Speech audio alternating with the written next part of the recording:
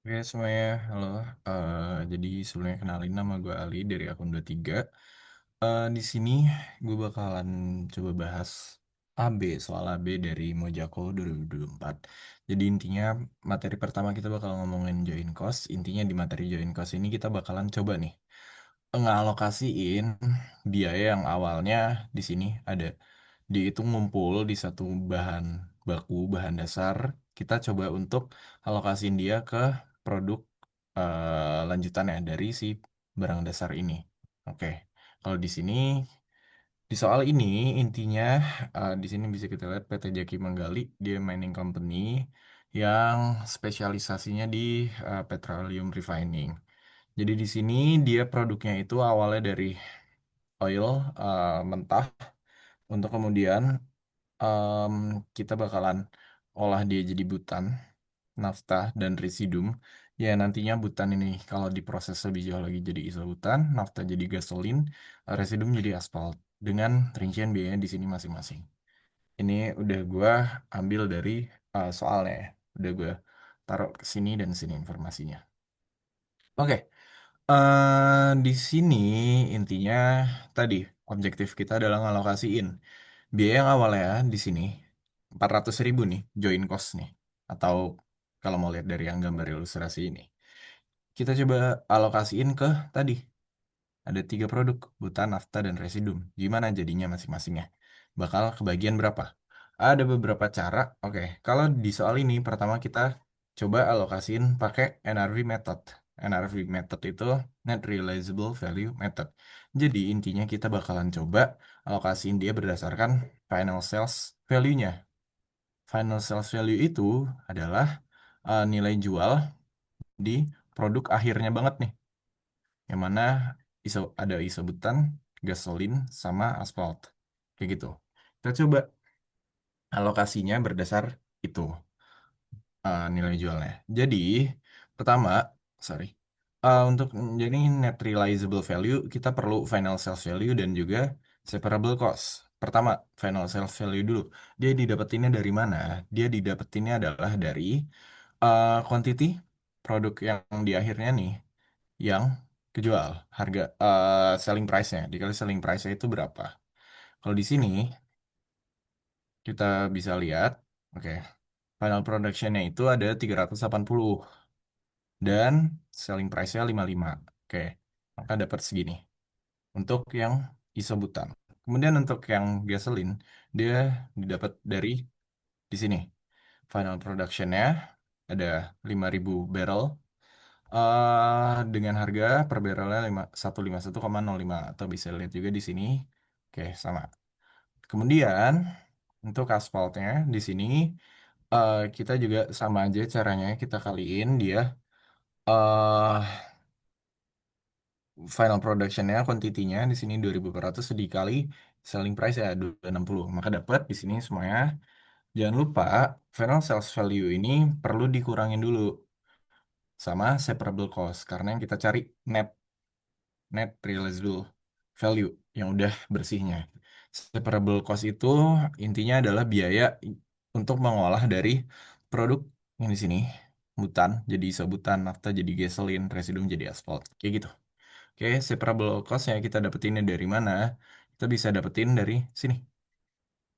Di kita bisa lihat bahwa separable cost-nya dari butan jadi isobutan itu $2 per barrel. Oke, karena dia ada 475 barrel, maka 2 kali 475, 950. Begitu juga untuk yang ini, yang dari nafta jadi gasolin, itu 9 per barrel, karena dia ada 7.800 barrel, maka tinggal dikaliin jadi 70.200. Oke, begitu juga nanti yang residuum jadi asphalt, ngitungnya. Berarti, hmm, separable cost-nya di sini, gue udah hitung, ya. Oke, dapat di sini. Nah, di situ nanti net realizable value-nya basically tinggal dari final sales value-nya kita kurangin sama separable cost-nya. Oke, nanti kita dapat nih percentage-nya. Berapa yang perlu dialokasiin untuk masing-masingnya. Intinya berarti kita perlu ngalokasiin dari 400.000 ini. Pertama untuk uh, disebutan dia bakal dapatnya berapa.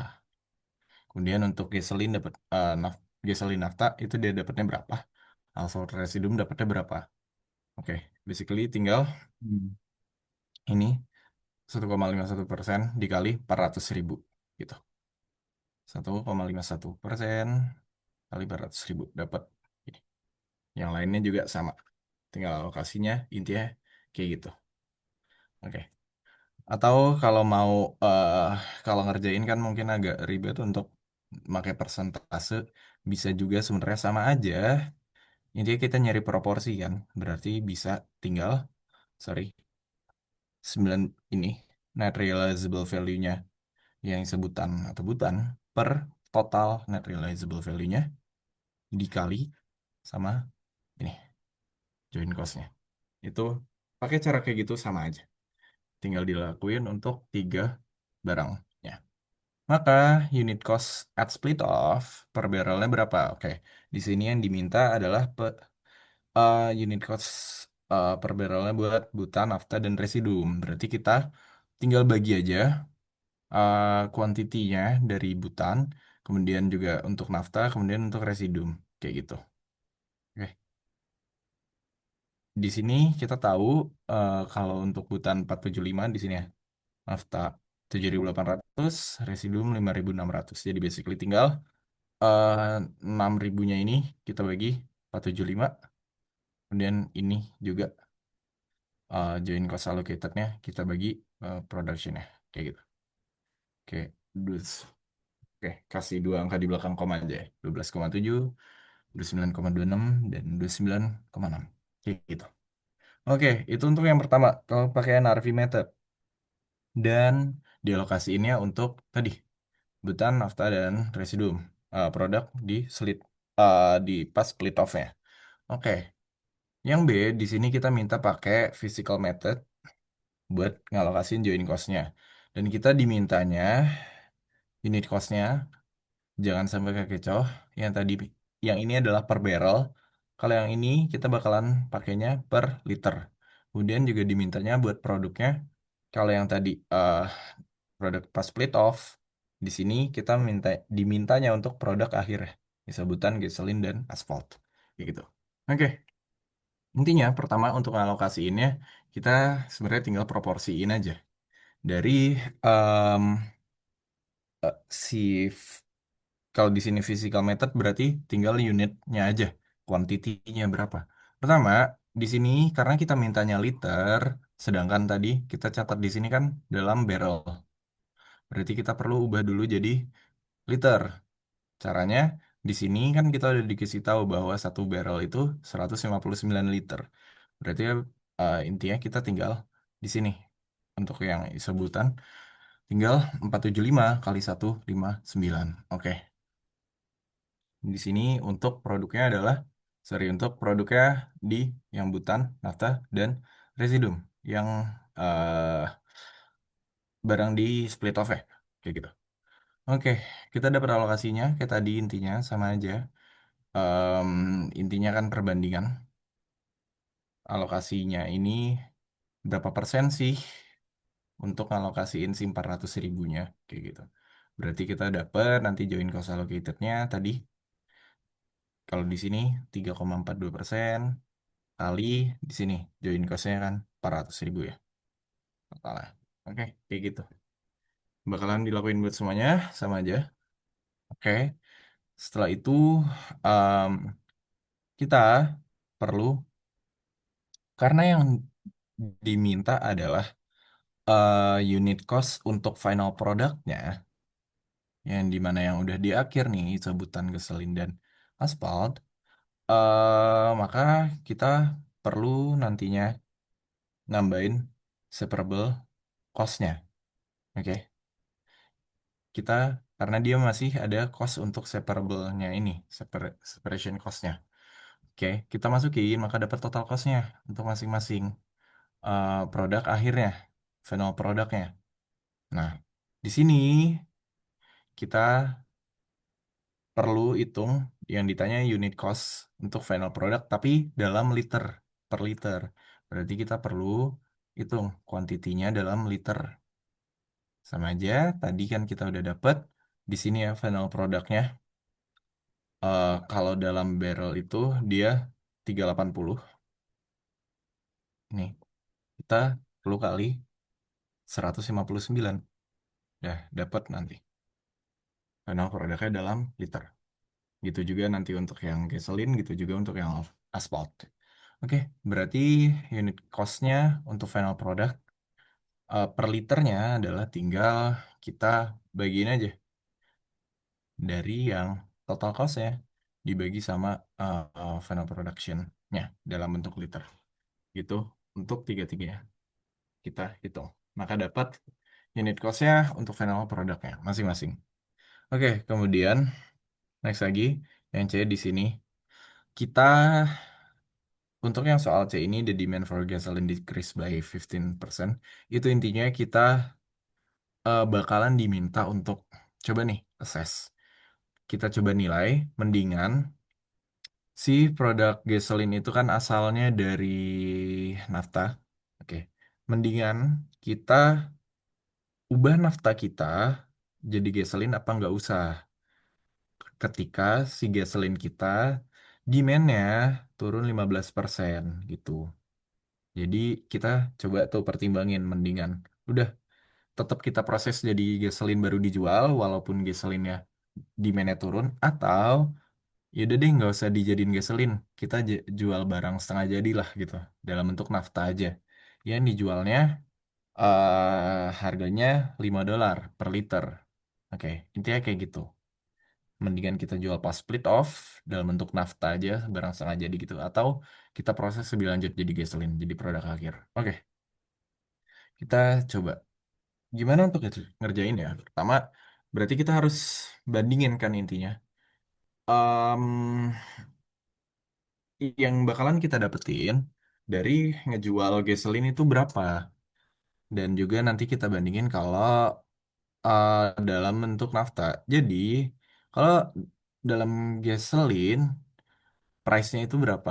Price-nya itu kita tadi jual udah tahu kan kita harganya itu harga jualnya 151,05 per barrel. Oke, cuman kuantitinya turun 15%.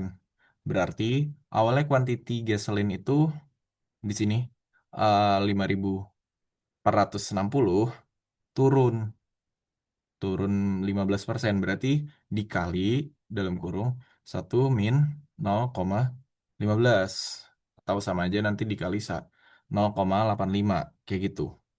Oke, maka kita dapat nanti kuantitinya yang bisa kejual cuma 4.641.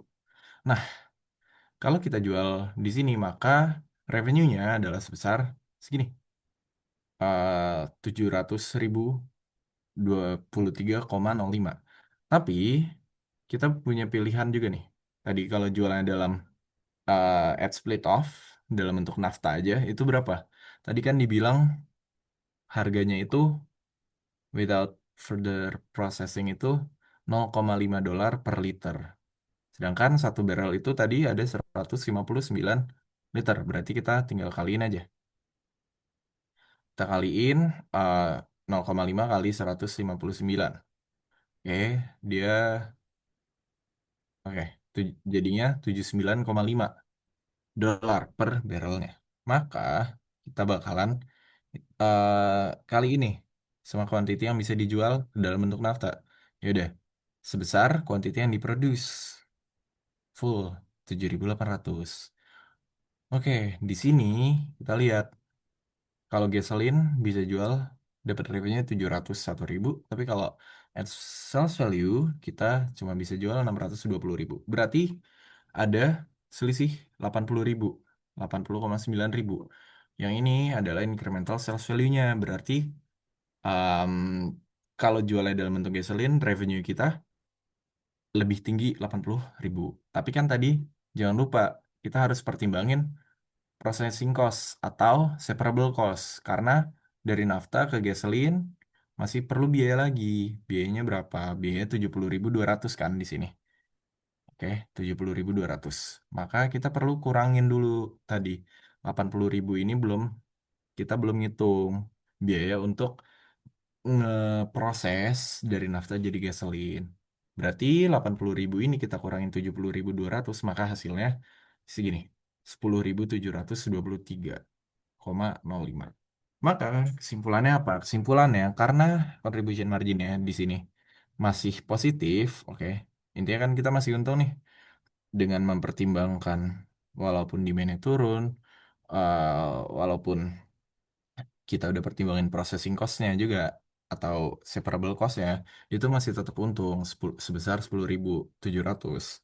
Maka kesimpulannya PT Jaki Menggali ini harus ya better untuk dia tetap further processing aja karena masih positif gitu. Artinya masih lebih gede kalau keuntungannya kalau bikin jual es gasoline dibanding jual sebagai nafta kayak gitu. Oke, next. Terakhir di sini ada soal bahwa Issueum, naphtha, and residuum have a relatively higher sales value compared to butane, since butane is not the primary focus of the distillation process. PT Jaki Manggali use the production method to account by product. Compute the unit cost per barrel for naphtha and residuum if PT Jaki Manggali wants to make a gross margin of 10% of revenue on its byproduct and needs to allow 20% of revenue for marketing cost on the byproduct. Jadi intinya ada yang nanti di materi join cost ini akan ada juga materi namanya byproduct. Intinya byproduct adalah gimana produk yang dia itu istilahnya dia tuh nggak material, dia tuh kayak ya udah produk sampingannya aja gitu lah, bukan produk utamanya. By product tuh kayak gitu. Kalau dalam case ini dibilang adalah butan, yang karena kita juga bisa lihat nih, yang lain dari jumlah produksinya aja udah kelihatan jelas bahwa yang lain jumlah produksinya sampai 7.000, ini 7.800, ini 5.600, tapi butan cuma 475. Jadi dia di sini di case yang poin D dia diasumsikannya sebagai byproduct. Gimana kalau diasumsikan sebagai byproduct? Di sini kita pakai production method. Dia ada dua cara sebenarnya, nanti ada sales method, ada production method. Jadi kalau di sini kita sebagai production method. Oke, nanti kita jelasin gimana sih efeknya kalau dia sebagai production method. Oke, cuma pertama kita uh, lihat dulu nih, byproductnya itu sebenarnya berapa? Oke, byproductnya itu adalah sebesar di sini. Oke, final sales value-nya. Oke, dari butan ini, dari isobutannya, itu kita kali ya udah sales price per barrelnya. Itu adalah final sales value-nya. Oke, mungkin oh ya, kayaknya tetap enakan gue jelasin dikit aja deh biar kebayang ini objektifnya ngitung ini untuk apa. Intinya nanti by product ini bakalan em, dia itu kalau kita pakai production method, dia itu bakalan kayak ngurangin cost of goods manufactured-nya. Intinya kayak ngurangin COGS lah nanti efeknya. Kayak gitu deh.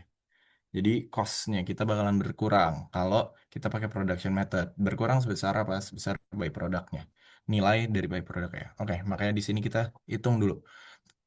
Value-nya dari by product itu berapa? Di sini 20.000.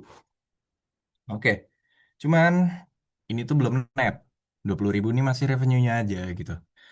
Dia masih harus dikurangin sama di sini kan dibilang bahwa mereka pengen dapat margin 10% dari si nilai ini 20.900 ya. Maka kita kali eh, kita ambil dulu mereka butuh margin 2090 berarti kemudian mereka juga bilang harus ngelow 20% marketing cost dari harga ininya value-nya.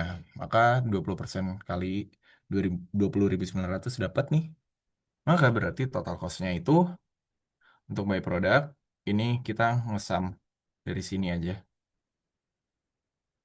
Oke, dapat 14.630. Kemudian kita kurangin separable cost ya, maka dapat nih net realizable value dari si by product-nya sendiri. Itu 13.680. Oke, berarti nanti ini net realizable value-nya tadi kan gue bilang dia bakal ngurangin cost-nya. Oke, dari yang awalnya join cost kita kan 400.000 nih. Tadi, oke, ada di sini kan. Join cost kita awalnya 400.000 nih.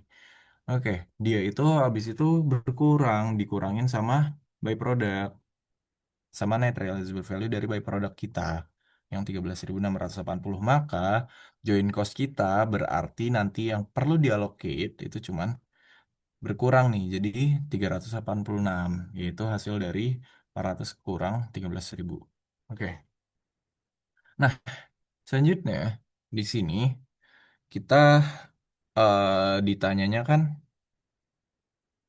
yang ditanya itu di sini. Oke, kita nanti mau nyari ujungnya adalah unit cost at split off buat si um, berarti cuman untuk nafta sama residum doang. Karena kan tadi si yang pertama itu yang butan dan isa butan itu kan kita uh, keluarin dia jadi byproduct kayak gitu.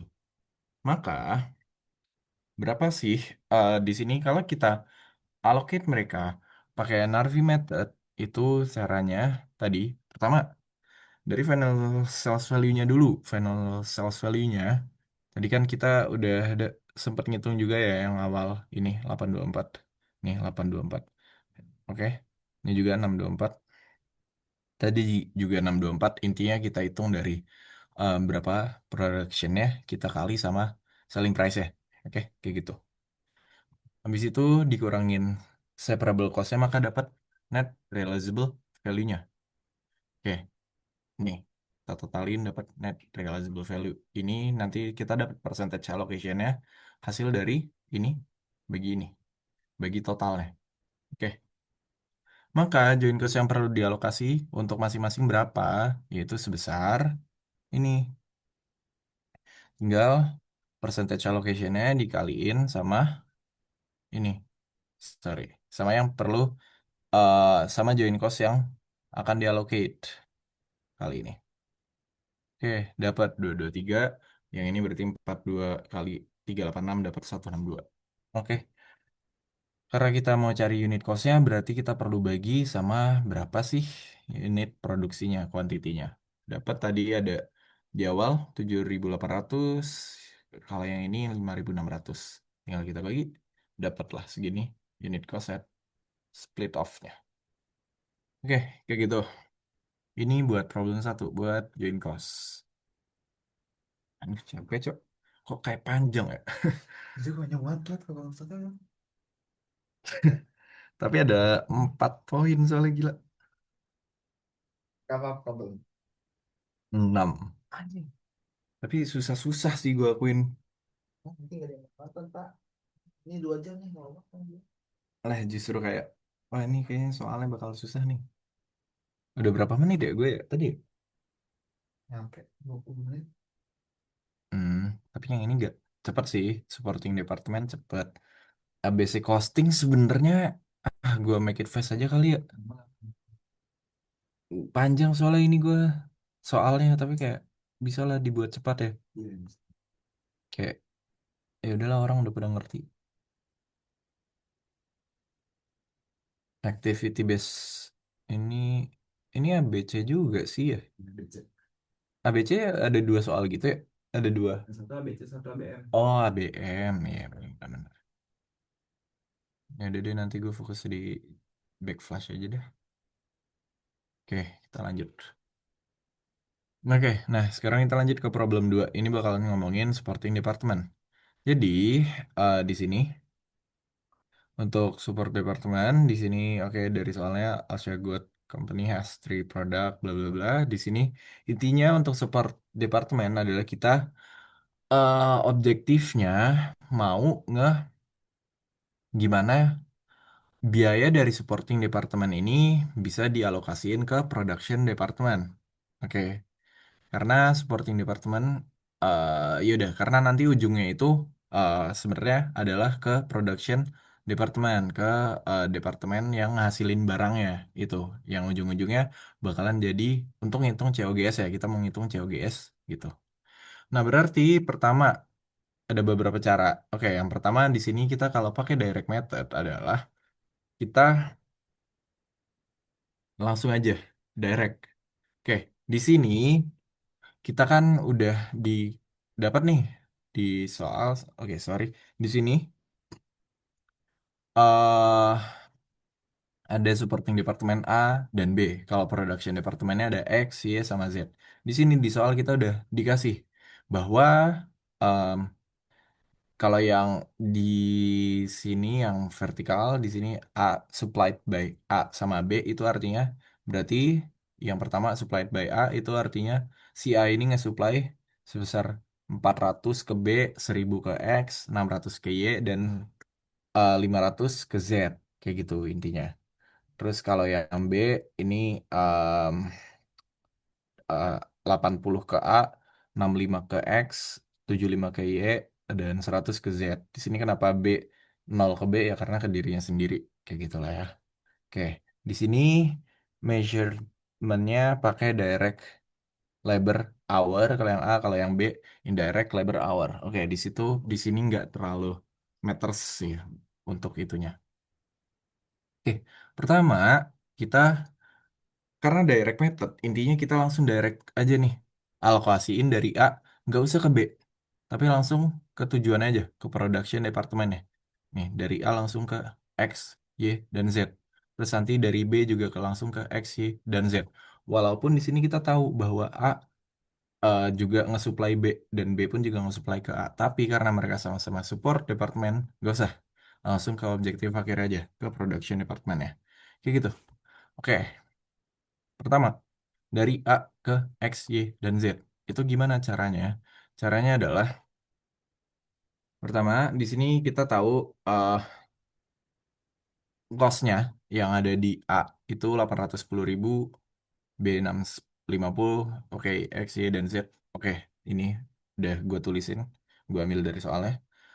Nah, berapa yang harus dialokasiin? Yang harus dialokasiin adalah, kita tinggal aja nih di sini, sorry, si X ini ada berapa sih? Eh, pakai berapa dari A? Pakai berapa? Direct labor hour 1000. Kalau Y 600, kalau Z 500. Berarti totalnya adalah 1000 tambah 600 tambah 500. Total ada 2100. Direct labor hour yang dipakai X, Y, dan Z. Udah kita tinggal allocate itu aja. Berarti kalau yang X dia kan pakai berapa? Pakai 1000. Udah, kan kita mau compare, mau ambil proporsinya aja. Kalau totalnya 2100, dia pakai 1000, ya udah 1000 per 2100 kali ini. Berapa sih cost-nya yang ada di A gitu. Budgeted cost-nya di A. Ini kan 810.000. Berarti dari 810.000 dialokasiin segini, sebesar ini ke X. Begitu juga nanti buat Y dan Z. Tinggal kalau yang ini, kalau tadi dia 1000, kalau yang ini 600 ya udah berarti 600 per tadi kan 2100 ya totalnya kali 810.000. Udah untuk yang Z juga kayak gitu. Kalau ini 500 kan 500 per 2100 kali 810.000. Udah, oke. Di sini kenapa allocation yang A di sini kita min 810.000 karena nanti biar ujungnya dia jadi nol. Ini tuh kayak kita pindahin ke X, Y, dan Z. Oke, next untuk allocation yang B juga sama.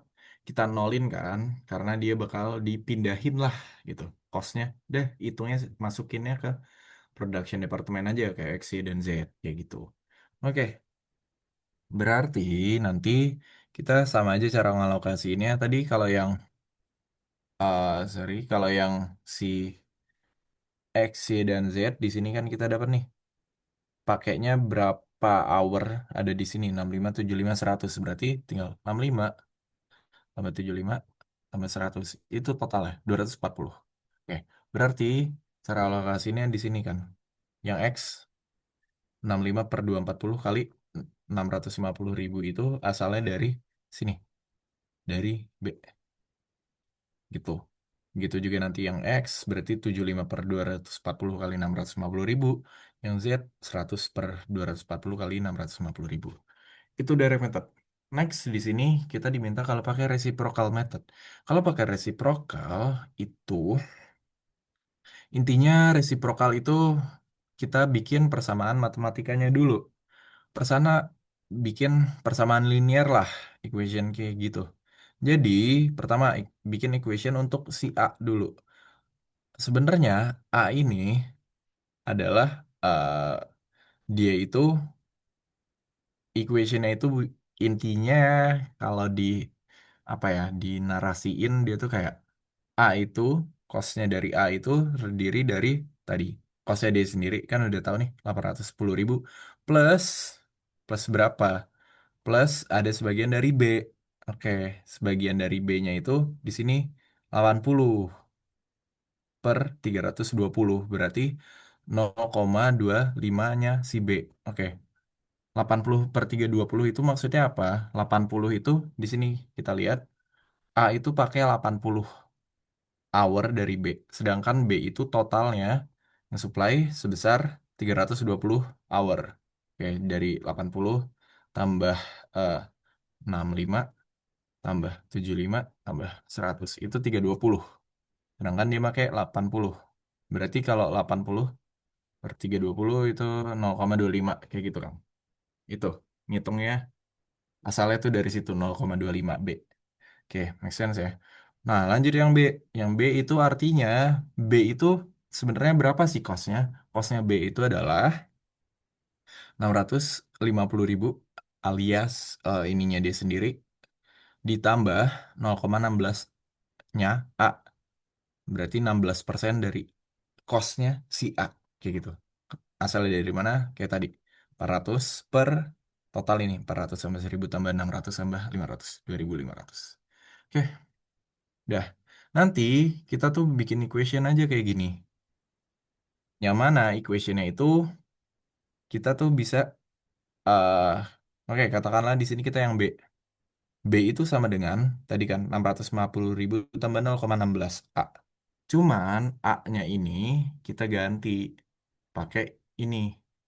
Makanya di sini bisa dilihat B sama dengan 650.000 tambah 0,16 kali A-nya ini kita ganti pakai ini 810.000 tambah 0,25 B. Kalau kayak gitu kan B sama dengan B gitu lah ya. B sama dengan konstanta, konstanta, konstanta B gitu. Berarti kita bisa cari tuh B-nya. Nanti kalau pakai Calvin, kalkulator saintifik bisa jauh lebih enak lagi. Ada toolsnya, cari aja tutorialnya di YouTube gitu untuk solve X, solve X di kalku saintifik gitu. Itu powerful banget, enak banget. Jadi kalian nggak perlu ngitung kayak gini. Itu bisa langsung ketemu lah. Atau kalau ngitung manual, ya udah intinya kita tinggal hitung manual aja pakai matematika. Ya biasa, nanti ujungnya kita dapat sebenarnya B itu berapa? B itu di sini 812. Nanti berarti B ini bisa kita pakai buat nyari A-nya. A itu sama dengan kan 810.000 tambah 0,25 B. Sedangkan B-nya kita udah tahu 812,0 812.833,33 masukin. Maka nanti dapatnya langsung dihitung aja. A sama dengan 1.013.021 kayak gitu. Maka nanti gimana cara alokasi ini ya? Cara alokasi ini adalah pertama kita kita masukin aja tadi A ini kita kurangin sama yang udah kita dapetin sebesar 1.013.021 kayak gini. Oke, nanti kan sebenarnya dia jadi nggak nol, cuman nggak apa-apa, nanti aja kita ujungnya pasti bakal jadi nol kok. Gimana? Habis ini sambil jalan. Oke, intinya nanti si eh, 117 satu 1.013.000 ini kita alokasiin ke mereka masing-masing ke semuanya kalau resiprokal kalau direct cuman ke production department kalau di pakai resiprokal kita alokasiin ke semuanya berarti 1 juta ini kita alokasiin ke B X Y dan Z gimana alokasinya alokasinya ya tinggal pakai yang tadi hours yang dipakai B pakai 400, sedangkan in total B tambah X tambah Y tambah Z itu 2.500. Berarti tinggal uh, 400 per 2.500 kali ini 1.013.000 something. Maka dapat gini. Terus kalau yang X tinggal ganti tadi 400 sekarang jadi 1.000. Ini juga 600, yang ini jadi 500. Oke, dapat. Udah, dapat nih nanti totalnya. Terus kalau yang si B alokasinya gimana? Oke, pertama tadi kan kita udah dapat 812.000 something untuk si B. Kita masukin jadi minusin untuk ngurangin. Nanti udah, tadi kan kita udah sempat masukin yang ini. Makanya nanti ujungnya dia bakal jadi nol. Nol ini ya tinggal jumlahnya ini aja. Udah jadi nol lagi gitu. Terus B ini 812 ribunya dialokasiin untuk semuanya, untuk A, X, Y, dan Z. Gimana caranya ya? Tinggal pakai proporsional yang tadi. Totalnya itu mereka 80 tambah 65 tambah 75 tambah 100 itu 320. Kita tinggal alokasiin untuk mereka masing-masing. Yang ini 80 per 320.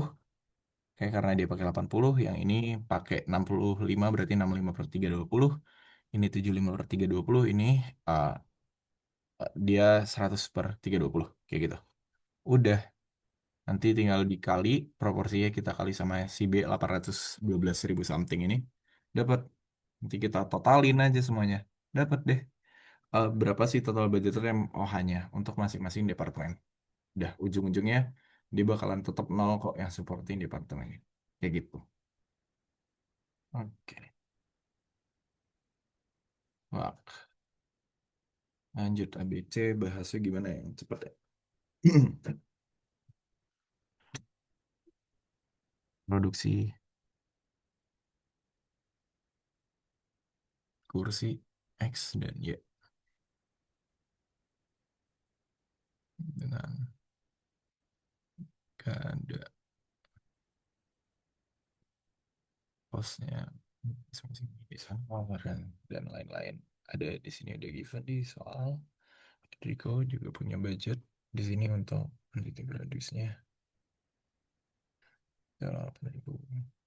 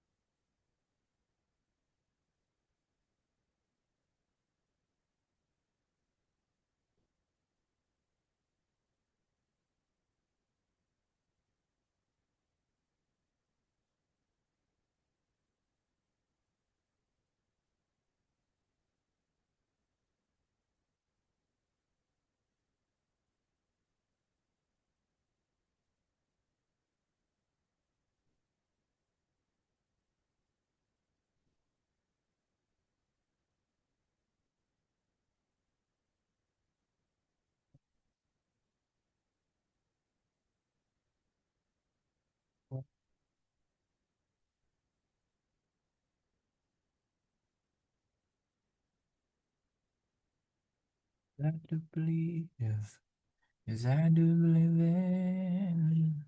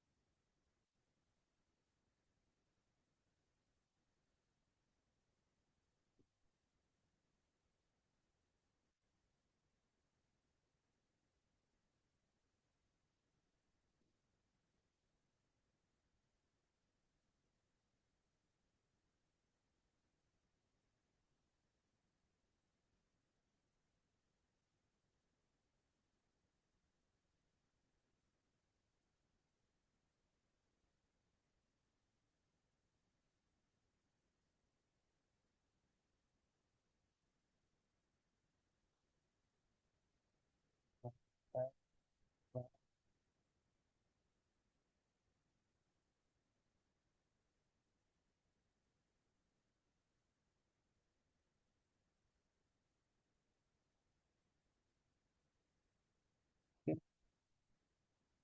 do believe, I do believe, yes, I do believe it.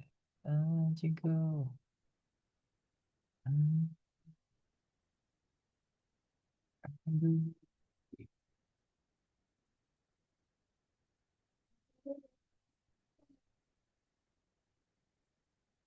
Why? Why?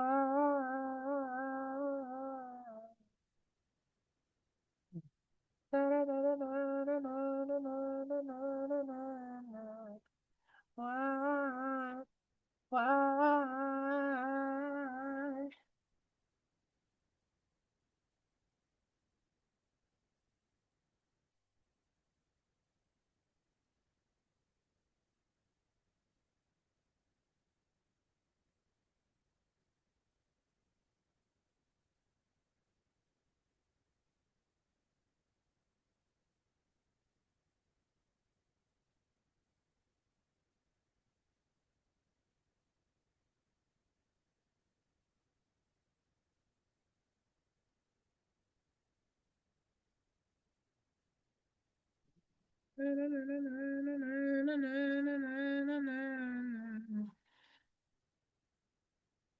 Why?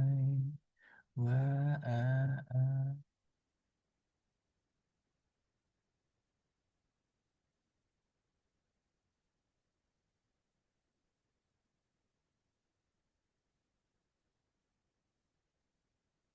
I do believe, as I do believe it.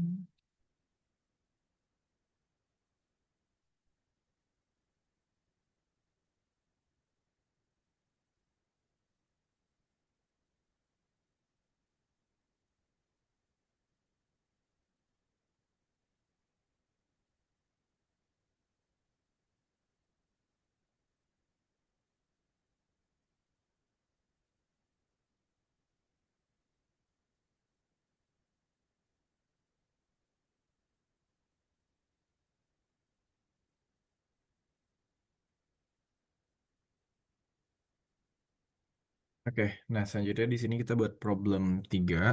Jadi di problem 3 ini kita ngomongin activity based costing, BC costing. Jadi kita coba lihat soalnya dulu. Di sini intinya Edrico Manufacturing Company dia nge-produce dua barang nih, ada chair, ada kursi X sama Y.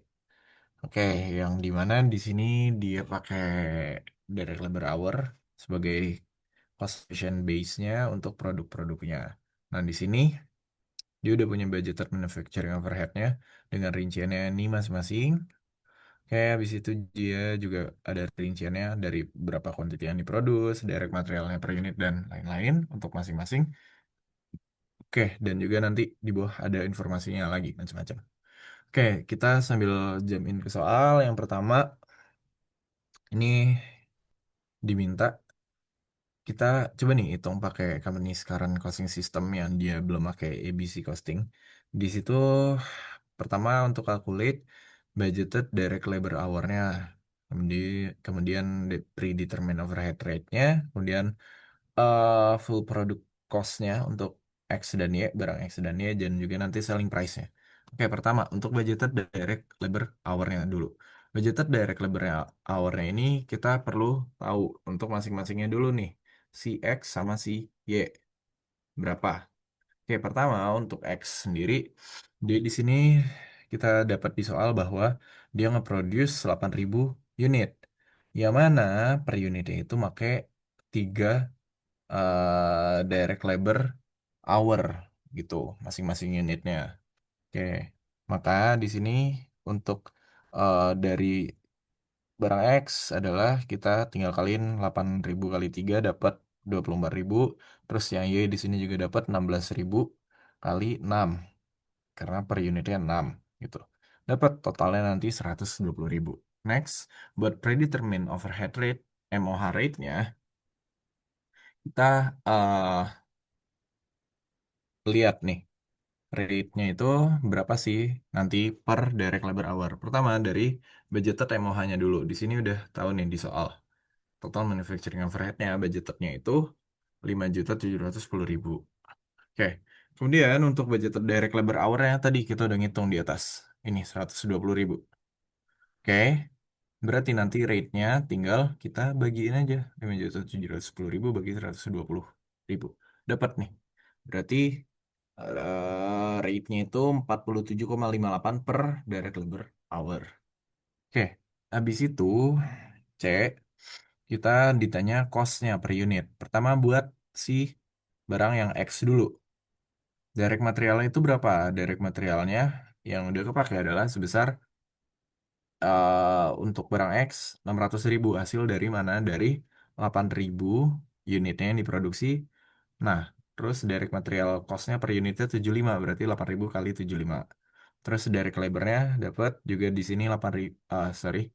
Direct labor-nya di sini kan kita taunya eh per hour-nya itu direct labor-nya itu 15 dolar. Berarti karena dia pakai 24.000 jam, tinggal 24.000 kali 15 dapat nanti MOH located-nya dapatnya dari mana? Dari oke, di sini kita kan udah dapat rate-nya 47,58 something ini. Dia tinggal dikaliin sama si uh, direct labor hour yang dipakai sama barang X. Oke. Karena emang di soal dikasih tahu juga kan bahwa alokasi dari MOH-nya itu pakainya direct labor hour kayak gitu. Nanti dapat total cost-nya segini 2 juta something. Cost per unitnya berarti tinggal dari si total cost-nya dibagi sama jumlah yang diproduce itu 8.000 unit. Jadi dapat nanti 263 something untuk eh per unitnya, cost-nya. Kayak gitu. Oke, habis itu di sini sama aja untuk yang barang Y ada 16.000 unit. Di sini direct materialnya per unitnya 125, tinggal kita kaliin dapat. Terus lagi buat direct labor uh, cost-nya itu per hour-nya itu 15, berapa hour yang dipakai? Ini 96.000 yang tadi kita ada hitung. Oke, dapat nanti segini. Terus MOH location-nya juga tadi kita udah ngitung rate-nya, MOH-nya per hour-nya berapa, per direct labor hour berapa, tinggal kali direct labor hour yang dipakai. Maka nanti dapatlah ini. Oke, tinggal kita total, jadilah total cost, terus dibagi jumlah unitnya, maka jadi cost per unit. Di situ lanjut lagi. Yang D kita ditanya price-nya per unit itu berapa. Pertama, buat yang kursi yang X dulu. Dia udah dapat kan tadi cost per unitnya. Ini sini 262,75. Maka dengan dia mengharapkan margin 15%, berarti berapa sih price-nya per unit? Berarti kita tinggal kaliin si 262-nya ini kita kali 1,15 atau 1 tambah 15% kayak gitu. Karena dia tadi mau dapat margin 15%, mau dinaikin di markup 15% dari total dari cost-nya per unitnya. Kayak gitu. Udah dapat nanti segini. Begitu juga buat yang si kursi yang Y. Oke, kita lanjut yang kedua. Kalau dipakai di sini work on the activity based costing, berarti di sini kita uh, udah mulai ganti nih sistemnya dari yang awalnya kita cuman pakai satu doang nih allocationnya based on direct labor hour doang nih MOH-nya. Sekarang kita ganti. Kita pakainya activity based costing. Kita lihat activity-nya gitu untuk ngalokasiin mereka. Nah, di sini kita pertama disuruh untuk tiap activity cost pool nyari rate-nya dulu. Activity cost pool itu ada yang di sini. Oke, bahwa intinya dia masing manufacturing overhead itu ada asalnya nih dari desain untuk Sebenarnya itu asalnya dari biaya untuk desain, untuk material handling, untuk cost of machinery, untuk quality inspection, untuk dan juga untuk other related ke factory-nya mereka gitu. Jadi kita untuk ngitung rate-nya, kan kita udah dapat nih cost-nya masing-masing tadi, udah given di soal nih. Oke. Nah, CAB ini cost activity basisnya gitulah, cost cost allocation basisnya. Intinya kalau yang awalnya cuma direct labor hour, sekarang nih di sini nih kita udah punya nih eh apa cost allocation, cost drivernya masing-masingnya untuk desain cost, untuk material handling dan lain-lain. Oke, di sini kita udah dikasih tahu kalau untuk desain cost, cost drivernya desain hour dia 2000, ada 2000 hour nih budgetnya. Maka cost rate-nya tinggal 75.000 dibagi 2000 dapat 37,5. Berarti 37,5 dolar desain cost untuk tiap desainer hour kayak gitu. Begitu juga nanti semuanya nih kita hitung masing-masing satu persatu. Cuman untuk yang material handling cost di sini sebenarnya di soal kita ceritanya belum dikasih tahu nih berapa sih cost allocation-nya gitu. Cost drivernya itu nanti bakal ada berapa sih gitu. Didapetinnya dari mana? Di sini kan udah dikasih tahu nih cost driver adalah komponen per completed unit. Berarti kita tinggal cari berapa komponen sih sebenarnya yang dia pakai gitu. Di sini di soal em, kita dikasih tahu mana ya? Wait. Kita dikasih tahu bahwa nih CRX needs 5 component per unit while CRY needs 8 component per unit. Berarti tadi kan kita udah tahu nih em, total unit ya berapa sih gitu. Unitnya masing-masing satu, yang satu 8.000, yang satu 16.000 gitu. Maka total komponennya itu ya tinggal kalau yang X 8.000 kali 5, yang Y 16.000 kali 8. Udah nih dapat total komponennya untuk masing-masing. Berarti eh si cost allocation-nya, si cost driver-nya itu tinggal totalnya dari tadi 40.000 tambah 128. Jadi 168. Itu. Udah deh dapat.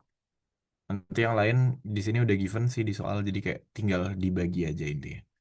Oke. Terus lanjut di sini kita disuruh hitung unit cost untuk tiap activity cost pool-nya untuk kursi X ataupun Y. Pertama di sini kan untuk yang direct cost-nya udah enak nih. Direct material, direct labor kita sebelumnya juga udah ngitung kan di atas. Nah, tinggal gimana untuk yang si MH-nya, manufacturing overhead-nya. Di sini pertama, untuk desain cost dulu. Untuk desain cost-nya si X, di itu di soal kita dikasih tahu bahwa X ini pakai 65% of total design hour. Si Y pakainya sisanya. Berarti kita tinggal hitung ya. Tadi kan udah tahu nih bahwa mana desain cost-nya itu 75.000. Ya udah karena dia pakai 65% ya tinggal kali 65% ya. Oke, sorry. Oke, kayak gitu. Udah. Oke, habis itu kalau yang Y karena dia pakainya sisanya berarti kan sisanya 65% ya 35%. Berarti dia udah 35% kali tadi desain cost-nya kan totalnya 75.000. Kayak gitu aja. Oke, nextnya kita bahas yang material handling cost-nya di sini. Di soal kita dikasih tahu kan pokoknya bahwa material handling cost-nya itu untuk per machine hour nih. Oke, terus di soal dikasih tahu kalau tiap produk itu butuh satu machine hour. Berarti machine hour si X itu berapa? Karena dia ada produksi 8.000 unit, berarti machine hour-nya sama aja juga 8. Oh, sorry, sorry, sorry. Material handling cost ya. Tadi gue bahasnya cost of machinery. Kalau material handling cost itu di sini pakainya komponen per completed unit. Oke, berarti kita tinggal kaliin berapa komponen yang dipakai sama X dikali sama rate-nya nanti. Di sini komponen yang dipakai X kan ini kita udah ngitung tadi 40.000 kali rate-nya 1,93 maka dapat. Terus kalau yang Y total komponennya yang dipakai 128 kali rate-nya dapat. Terus cost of machinery tadi baru tuh yang bahwa di sini dikasih tahu bahwa each product needs one machine hour. Berarti karena X pakai produksi 8.000 unit berarti ada 8.000 hour. Udah tinggal 8.000 dikali rate-nya 208 something. Itu juga nanti yang ini 16.000 kali 208. Terus habis itu quality inspection di sini um, ngeliatnya pakai number of production run atau simple ini tuh batch lah gitu. Oke, ada berapa batch intinya. Di sini kita tuh di soal dikasih tahu nih, the production runs for quality inspection are done per batch. Oke, one batch of chair X is 35 unit. Kalau yang Y 150 unit. Oke, karena kita tahu total unitnya dan kita tahu per satu batch itu berapa unit. Berarti kita bisa ngitung total batchnya ada berapa. Kayak gitu. Tinggal 8.000. Kalau yang X 8.000 bagi 35, yang Y 16.000 bagi 150. Ntar kan dapat nih angkanya. Tapi karena dia koma-komaan gini, sedangkan kayak nggak mungkin dong batch dalam koma gitu. Maka kita tinggal buletin aja ke atas gitu. Karena ya pasti buletinnya nanti bakalan kita buletinnya ke atas aja gitu. Karena ya batch dia harus angkanya bulat. Nah, sini dapat batchnya masing-masing 229 yang satu 107. Maka quality inspection-nya kita tinggal kaliin aja tadi. Kalau yang X kan 229 batch kali cost rate-nya per batch-nya. Udah dapat nanti yang Y juga tinggal pakai cara yang sama. Terus kalau yang other factory related di sini kita pakainya adalah dari si em, apa? Dari pakainya square footage of space. Di sini di soal dikasih tahu kalau square footage of the company is divided equally of for production X dan Y. Jadi berarti mereka masing-masing sama-sama separuh-separuh. Ya simpelnya tinggal ini bagi dua gitulah. Karena dia separuh-separuh aja. Udah, nanti dapat kita bisa hitung total MOH-nya dan juga nanti per unitnya kayak gimana. Dapat deh nanti juga kita bisa ngitung price per unitnya dari tadi dikali 1 plus margin yang diharapkan. Oke, last di sini ditanya, disuruh compare nih unit cost and price using the two costing system. Apa yang bisa kita dapetin nih informasinya? Pertama, di sini kita compare dulu nih costnya dan utamanya sih costnya ya, karena kan kita ngomonginnya costing system ya. Oke, jadi yang bakalan bener-bener beda tuh di costingnya. Di sini, kalau pakai simple costing, kita dapat cost per unitnya tadi ada di atas lah. Kita udah sempat ngitung. Dia um, kalau si X ini bakalan sebesar 262,75, si Y 500. Sedangkan kalau pakai ABC, pakai yang udah alokasinya tuh lebih akurat lah gitu. Beneran basisnya tuh lebih rinci masing-masingnya gitu. Ini kayak gini kita dapat X 33 sebesar 366, kalau yang Y 448. Berarti simpelnya kesimpulannya adalah di simple costing system si X ini dia undercosted. Dia costnya itu kerendahan yang dihitung, yang dicatat. Sedangkan yang Y-nya over kayak gitu. Simpulannya, simpelnya di sana nanti juga bisa di efeknya gimana ya? Efeknya nanti harganya juga jadinya nggak mencerminkan yang seharusnya aja, yang pasnya gitu. Ini.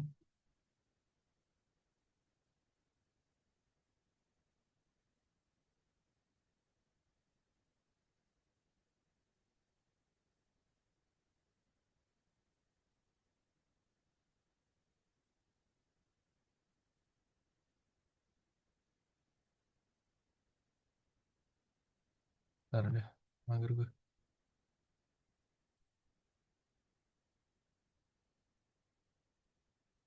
Oke, nah next di sini kita bakalan ngomongin backflash costing. Jadi kalau backflash itu sebenarnya intinya gini, kita tuh bakalan ini tuh adalah konsekuensi dari kalau seandainya kita pakai just in time. Intinya kayak gitu. Kan kalau just in time kita tuh kayak eh cepet banget gitu lah produksinya. Jadi nanti efeknya adalah ke sini nih. Kita bisa nge-skip stage-stage ini. Jadi sebenarnya dalam cost accounting itu kita tuh ada stage-stage-nya nih dalam mencatat lah, dalam mencatat si proses kita ngebuat produksi, ngebuat barang, kita ngeproduksi barang. Stage A itu adalah untuk purchase dari direct material dan untuk nge-incur si conversion cost-nya. Stage B itu untuk nyatat work in process-nya. Terus yang C untuk nyatat ngerubah dari WIP jadi finished goods. Kalau yang D untuk pas kita nyatat pas ngejualnya. Intinya karena harusnya tuh kayak gini sequence-nya. Dari beli terus jadi WIP, terus jadi finish, terus jadi dijual gitu. Jadi nanti jadi COGS. Cuman karena just in time, karena kita kalau pakai just in time berarti bisa cepet banget. Ini tuh nanti bakalan bisa aja ada yang ke skip kayak ya udahlah daripada ribet nih kita nyatetnya langsung aja cuman stage A sama stage D gitu. Yang B dan C nggak usah dicatat lah karena kayak terlalu cepat gitu untuk ngapain gitu kita catat ini karena dia langsung jadi langsung kejual bisa kayak gitu. Intinya kasusnya kurang lebih kayak gitulah di Backflash. Oke, kita coba masuk ke soal. Sini takserukan unit order di sini oke informasi yang atas nggak terlalu gimana-gimana banget. Intinya kita di sini diminta yang pertama ya udah kita catat aja pakai sequential costing, pakai yang ini lengkap nih dari stage A, B, C dan D kayak gitu. Atau oke di sini pakai bahasa trigger 1 2 3 dan 4 kayak gitu ya. Sama aja stage A, B, C, D dan trigger 1 2 3 4. Oke, kalau pakai sequential costing kita lengkap. Pertama, trigger 1 untuk nge-record si purchase of direct materials dan juga untuk record si conversion cost yang dipakai. Ada dua nih objektif yang nyatet dua itu. Oke, di sini kita di soal dikasih tahu bahwa direct materialnya yang di purchase adalah sebesar 2.560.000. Kita tinggal catat materials and in process inventory control. Iya, intinya si direct materials yang kita beli on. Di sini assume kita pakainya account payable. Itu tinggal tambahin control, account payable control. Maka sebesar tadi ini yang di purchase 2560. Di situ kita nge-record juga conversion cost-nya. Kalau conversion cost-nya di sini kita juga dikasih tahu nih conversion cost incurred-nya ya sebesar 880.000. Ya udah, tinggal conversion cost control di debit, various account. Various account nih kayak intinya iya kumpulan macam-macam lah karena conversion cost kan intinya biaya-biaya untuk convert untuk ngeproses suatu barang selain dari materialnya itulah dari biaya dari gaji orangnya sini dan lain-lain gitu various account. Oke, dapat di situ trigger 2 atau stage B untuk di sini production resulting in work in process. Intinya kita nyatet dari material dan juga conversion cost-nya tadi jadi WIP. Oke, di sini WIP-nya adalah sebesar berapa? Ya sebesar material dan conversion cost yang dipakai. Oke, ada perbedaan ya. Kalau yang di trigger satu adalah yang dibeli dan yang incurred gitu. Kalau yang ini yang dipakai, yang betul-betul dipakai. Materialnya di sini beda kan. Yang awalnya kita beli 2560, tapi yang dipakai cuma 2530. Terus conversion cost-nya di sini dari yang kita belinya 880, yang dipakai 888. Beda gitu. Sorry, yang incurred dan yang allocated gitu. Yang liter itu kurang lebih kayak yang budgeted lah. Yang budgeted 880, yang allocatednya ternyata 888. Dah, dah, itu bakal jadi work in process, jadi WIP. Trigger 3 nanti ngerubah dari WIP jadi finish goods. Di sini assume bahwa semuanya jadi finish goods. Maka yaudah tinggal kita balik aja. WIP-nya taruh kredit kan biar bro, nol, diubah jadi finish goods. Taruh di debit. Jangan lupa kontrol, tambah kontrol gitu. Habis itu untuk yang trigger 4 atau yang stage D di sini nyatat pas kita ngejual. Kalau pas ngejual, oke, assume juga semuanya di sini kita kejual, maka kita catat cost of goods sold-nya sebesar 3418 ini. Oke, itu kan semuanya kejual. Habis itu kita juga perlu nge-record underallocated atau overallocated si conversion cost-nya. Oke, di sini kan awalnya kita hmm, budgetingnya 880, tapi ternyata realnya nih yang kepake, yang ke realize 888. Berarti kita di sini eh over kan. Maka di sini ya udah kita tinggal intinya conversion cost yang allocated nih yang 888-nya kita taruh di eh kita taruh di apa namanya? Di debit. Oke. Kemudian yang conversion cost yang awal, yang budgetnya kita taruh di kredit. Dan nanti berarti selisihnya dapat tuh, dia bakal menjadi COGS. Sini selisihnya 8 juta, sorry 8.000, taruh di kredit, kayak gitu. Oke, next. Di sini kita disuruh coba pakai backflash untuk kedua opsi ini. Jadi di soal ada dua opsi nih. Opsi satu pakai dua trigger point. Trigger pointnya untuk di purchase direct material yang awal trigger satu sama sell of finish good di trigger 4. Oke, itu dulu opsi satu dulu. Di sini tuh trigger points berarti kita dibilangnya tadi pakainya trigger satu sama trigger 4. Maka yang trigger satu di sini sama aja kayak yang pertama 2560, 2560, 880, 880 kayak gitu. Sama aja kayak yang di sini lah. Direct material purchase dan conversion cost incurred. Oke, catat dapat. Nanti trigger 2 trigger 3 karena di sini kita nggak pakai, kita cuma pakai dua doang, trigger satu dan 4 ya udah dia bakalan no entry. Tapi better tetap ditulis aja kayak gini. Eh, Kalau no entry. Di situ nanti di trigger 4-nya kita uh, nge-record dia pas kejual. Ya udah sama aja kayak sequential gitu. Cuman bedanya apa? Bedanya gini.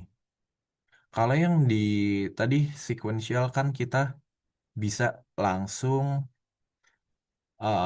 di sini COGS kreditnya finish goods.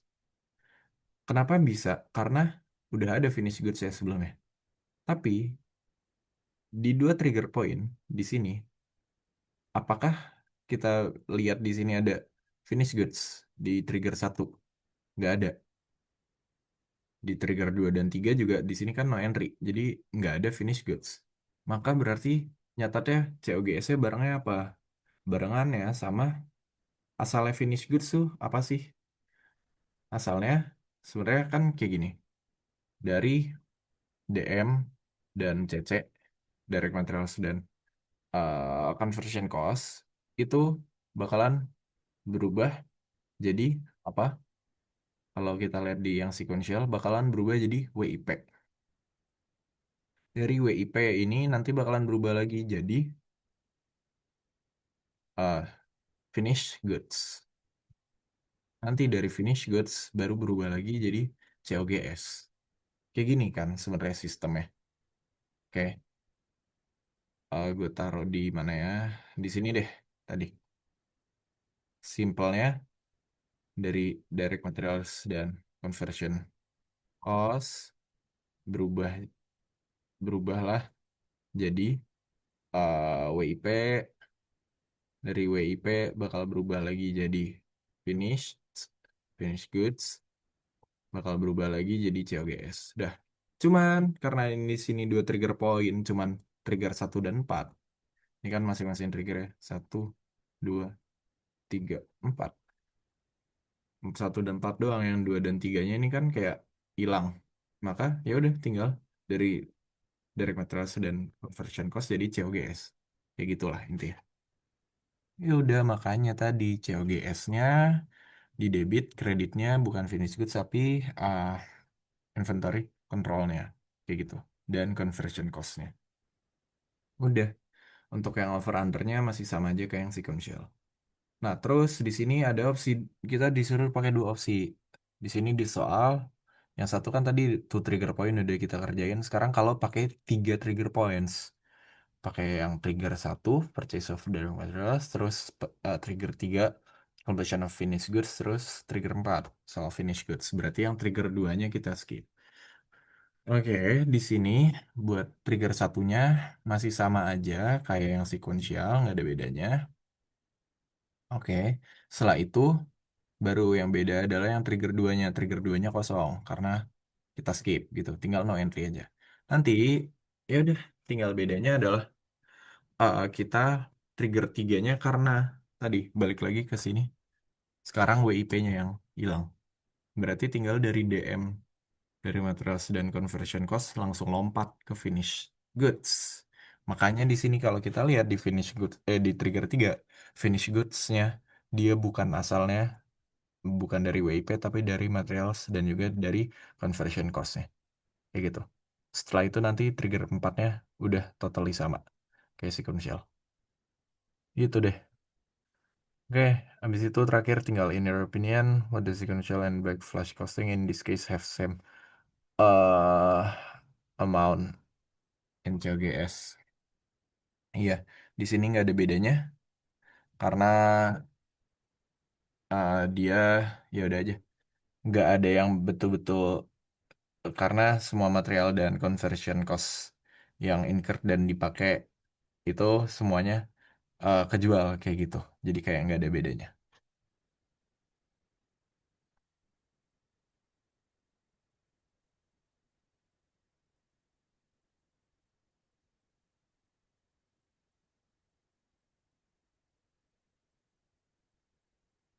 Oke, terakhir di sini kita ngomongin quality costing.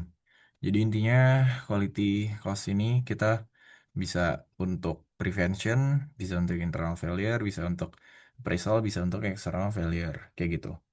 Di sini untuk di soal ini intinya kita coba classify nih semua cost ini dari retesting sampai recall. Mereka nih masuknya kemana? Prevention, appraisal, internal failure, external failure, atau ini tuh emang bukan quality cost. Pertama untuk retesting, retesting ini dia internal failure. Kenapa? Karena intinya internal failure itu kita ah, masihin, ya udah kegagalannya masih di kita yang ngedapetin kegagalannya gitu lah, kegagalan, kecacatan produknya gitu, kayak retesting masuk. Kalau machine maintenance dia itu masuknya prevention, kayak ya udah, ini kan maintenance itu suatu pengeluaran yang namanya maintenance itu kan perawatan rutin gitu ya. Jadi kayak ya udah dia tujuannya emang buat mencegah si mesinnya ini rusak aja gitu. Scrap ini juga masuk ke internal failure gitu. Habis itu kalau raw materials dia bukan quality cost ya, karena dia ya udah dia barang inian apa materials, general marketing juga bukan. Terus kalau warranty dia itu external failure. Jadi biaya warranty kan berarti biaya garansi yang kita keluarin ketika barang kita rusak, tapi rusaknya udah di tangan pembeli kan, udah di tangan mereka, udah di tangan eksternal. That's why masuk ke external failure. Terus kalau product acceptance, dia ini appraisal. Appraisal itu kan kayak memastikan gitu lah, memastikan produknya gitu. Makanya dia masuk ke appraisal. Terus supplier selection ini juga masuknya ke prevention karena dia salah satu tujuan supplier selection itu kan juga adalah untuk ngecek, untuk memastikan biar ya udah, barang yang kita terima, eh barang barang dari suppliernya itu emang bagus gitu. Jadi barang kita nggak bakal cacat lah. Oke. Terus kalau recall, recall itu tuh kegiatannya, activity-nya intinya kayak kita narik barang kita dari peredaran. Kayak apa ya? Gue lupa waktu itu sempatlah ada produk yang sempat kayak gitu. Gue lupa Samsung zaman lama kalau nggak salah intinya ketika mereka menemukan bahwa oh ini produk ternyata ada kecacatan nih, tapi udah dijualin. Oke, udah ditaruh di toko-toko gitu. Cuman ternyata mereka baru nyadar bahwa ini produknya cacat atau mungkin kena gugat atau kayak gimana, maka di recall, barangnya ditarik semua gitu untuk dibenerin dulu. Itu external failure karena failure-nya udah ada di eksternal.